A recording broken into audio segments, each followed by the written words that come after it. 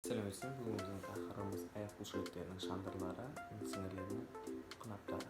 Аяқтың топографиясы қанмен қамтамасыз етілуі және нервтендіріледі. Жастық ерекшеліктері деген тақырып. Ал бірінші біз тоқталатынымыз аяқ бұлшықеттері. Бұл мембра инфериор деп аталады. Топография орналасуына байланысты сан, сирақ, аяқ бұлшықеттері болып үшке бөлінеді. Бұның ішінде сан бұлшықеттері ең негізгі қызметтер атқарады. Бұл сан бұлшықеттері мускулис феморис деп аталынады. Бұл орналасуына қарай алдыңғы, артқы және де медиалды болып бөлінеді. Атқаратын қызметтері де әртүрлі болып табылады. Бұлардың көпшілігі аяқты бүгу қызметтерін атқарады. Және де бұлар өте нәзік болып келеді. Медиалды жағы ішке қарай бұру қызметтерін атқарады. Санның алдыңғы топ бұлшықеттері.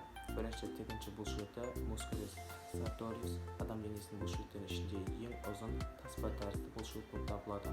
Бұның қызметі сан мен сирақты бүгіп қана қоймай, сәл алшақтатып, санды сыртқа қарай бұрау.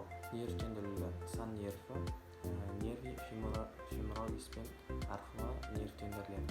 Бұның және де төрт басты бұлшықеті болады. Санның тік бұлшықеті мускулис ректус феморис деп аталады. Ол санның төрт басты бұлшықетінің ішіндегі ең ұзын болып табылады. Бұл мұқын сүйегінің алдыңғы бөлігінен басталып, жоғары саласына өтіп, бұл бұлшықеттер қалдығының үш басты сіңішесі арқылы бекейдің нүктесіне, яғни бұлшықеттермен бірге тобыққа, яғни С тобығына барып бекейді.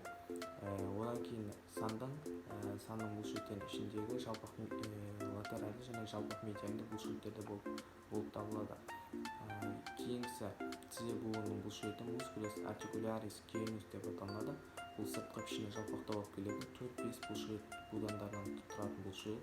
Бұл нервтендіріледі, сан нервімен нервтендіріледі, ал қанмен қамтамасыз етілуі тізе бұлшықетінің қапшығынан тартып, яғни тізе бұлшықетінен қанмен қамтамасыз етіледі. Одан кейінгісі бізде санның медиалды бұлшықеттері, санның нәзік бұлшықеттері, ішке тартқыш бұлшықеттері және де ішке тартқыш қысқа үлкен бұлшықеттер осыған жатады. Және санның үлкен бұлшықетінің ұзын бөлігі және де қысқа бөліктері де осыған жатады. Санның кейін артқы бұлшықеттері бар, олар да осылай артқы алдыңғы медиалды болып келіп кетеді. Назарларыңызға рахмет.